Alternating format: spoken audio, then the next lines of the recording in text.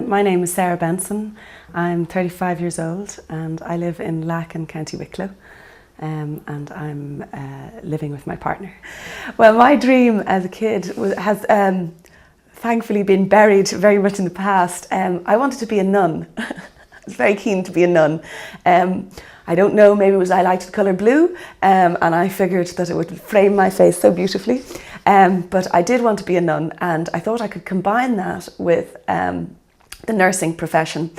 Now, as I got older, what happened to that dream? I think I just got a bit of sense and realised that it wouldn't exactly suit who I was. I've experienced a lot of death, but young death. Tragic. So I've, uncannily, it's kind of strange, but I've had, my best friend died of meningitis, and a good classmate of mine died of meningitis. And on the same day that my best friend died of meningitis, another friend of mine died of a brain tumour. And that same year, my boyfriend's best friend was killed in a car crash. And so that was all very intense, obviously, and it was very difficult to lose your best friend. And I think what, well, it's something that's very special because it's very sad, but it's also incredibly, it almost like gave me a key to a new world. It was, first of all, the difficulty was that, I mean, obviously from losing people you care about and that you love very much, and friends are incredibly important to me, and just the fact that I had to choose which funeral to go to was just absurd. It was just the most absurd thing. It's not a choice you should ever have to make. But I was, obviously because of my best friend, I was speaking at that funeral because I had something to say. But, so that was very, very, very difficult. But what you learn from it is, like coming back to what were your dreams and what did you expect and all of those things. It's the way I live my life. Because I have experienced such sort of tragic loss, you just get a sense of like that, while it's not that nothing is important, but really nothing is important. It's not that people's hopes, dreams and aspirations aren't important. But my mum always says, if you want to make God laugh, show him your plans. And that's really how I kind of live my life since those experiences, because you can't say I'm going to get married and have 2.2 kids and a house and a car, and I'm not going to do that anymore. And it's not that I don't want them. It's just that you live it, you experience it, and you try and be the best person you can be. And I always was trying to be the best person I could be before, but generally I suppose I'll try never to go to bed on an argument, although I can't say I don't always, but I'll try and resolve issues that, I'll try and tell people I love them. I'll try, and if I do, and if I have an issue with something, I'll try and solve it, because, my best friend went to bed with a Lemsip, which is a drink that you drink when you go to bed with a cold. She thought she had a cold, and she never woke up, and that was it. At the moment, I don't want to change a single thing, except, well, there's always an except actually, except the fact that I would love to have children. But no, at the moment it's great. I love it. I love where I live. I love my friends. I love my partner. I love life at the moment, so it's all good. What do I fear most? Maybe I should come back and say, that I fear that we're losing our soul in Ireland. And when I came back and started to work here, it was in this sort of, it was in a very political sphere. I initially started working for the leader of the opposition party, and I was his communications officer and his press officer, and I travelled around the country with him on his bus, shaking hands, and it's what we do here, and we shake hands and we kiss babies and do all of those things, and it's the way we connect with the people. And the party that I was working for was actually a party that probably I shouldn't have been working for, because in fairness they were also too right-wing for me. I mean, even though they wouldn't be considered right-wing. Well, they were, they're very strong policies. I think we've become very harsh and very judgmental and very selfish, very not very racist, but certainly it's growing.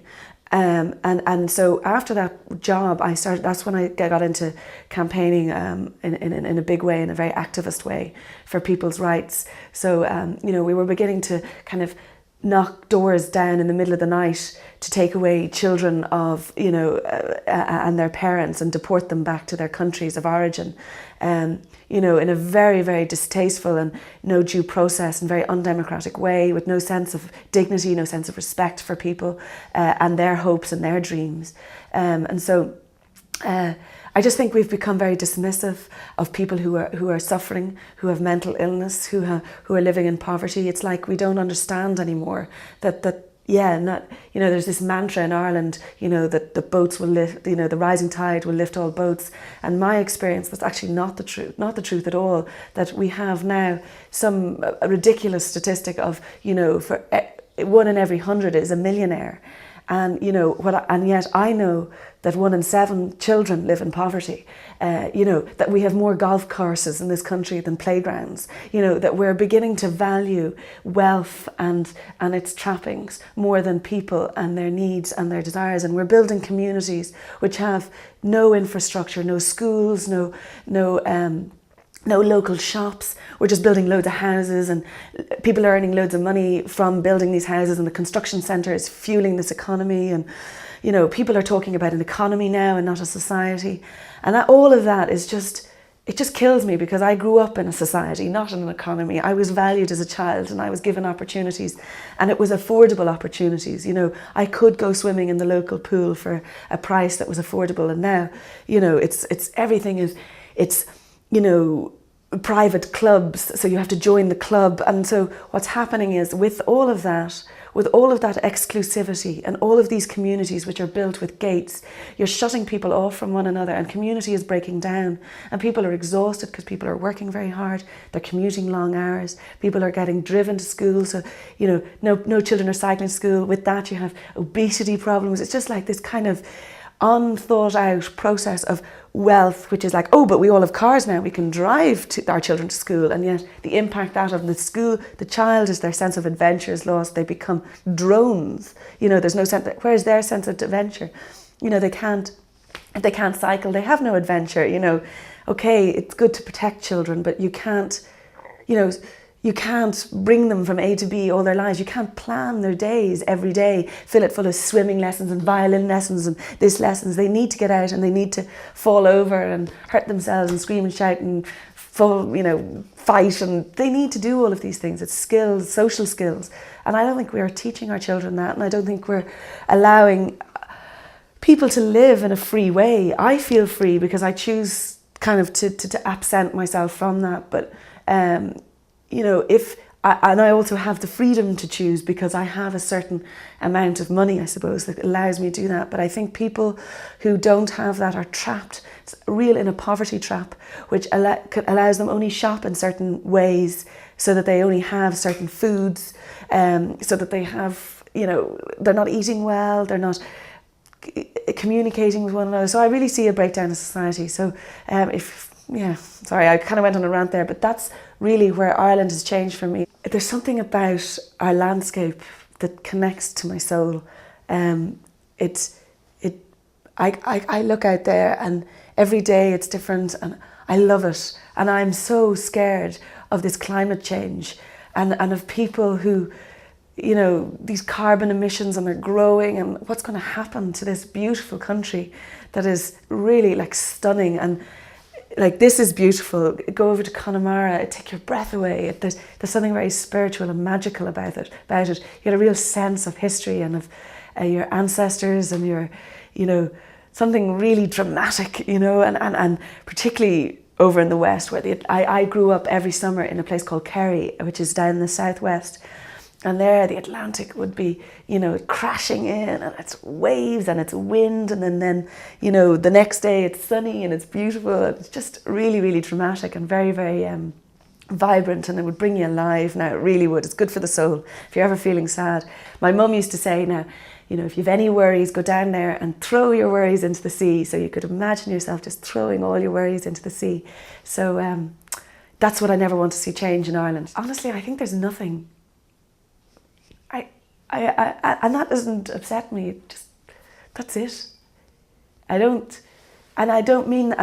disrespect people's religions. In fact, I kind of go, right, well, that suits you. My partner is absolutely, it so frustrates him that I don't believe in the afterlife, but it's not that I don't believe, I just don't feel I need it. I don't feel I need to have a place to go afterwards. I'm quite happy just not existing. I don't need to continue existing. So nothing. And if something exists afterwards, great, fantastic. And if it is, I don't think it'll be a place where I'll be punished for, not being a good person that day or that day. If there is such a thing, I'm sure it's a lovely place as well. I was driving home after my niece's christening. I'm her godmother.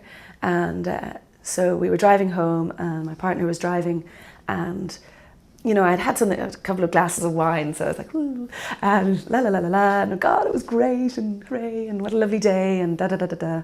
And there was a man sitting on a bench, and something very unusual happened to me. I heard him in my head, okay? It's a bit strange. I haven't actually told many people this, but I think it's kind of important. I heard him in my head, and I was like, okay. And I was like, God, have I had a lot to drink? And then I was like, look, Declan, I said, Declan's my partner, I said, Declan, stop the car. This guy has just asked me something. And he was just like, Sarah, come on, we're going to keep driving. And anyway, I got really annoyed with him. And I was like, no, did you stop? And it was really strong, and I didn't know what it was. And it was almost scary. And so I asked him to stop, turn around the car. And he was like, oh God, this woman. So he drove back, and we stopped. I was like, Declan, did you stop and buy a paper or something? Because it was really strong, and I had this kind of like, help me or hello or something. And so anyway, we went back, and we went to the guy on the bench, and he died in my arms. And that man's soul, I think, was leaving his body. I've had an unusual track record with death. And he died in my arms, and he was only about 19. And he was, I think his soul or something was leaving him.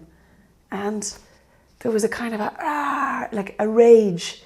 I don't know if you've ever experienced a young person dying, but there is a rage. They don't go easily. They fight, And yeah, it was like, anyway, there he went, and he just left. And it was a huge privilege to have been asked by somehow to be there. But so just about the meaning of life, I think it's love, it's help me, it's, everyone needs somebody. And that guy died of an overdose of drugs, and which is also a huge problem here. And I suppose that's it. There was love. Everyone needs it. And he was alone, and he needed somebody. And for some reason, he chose me. And so I was there. And that's really very privileged.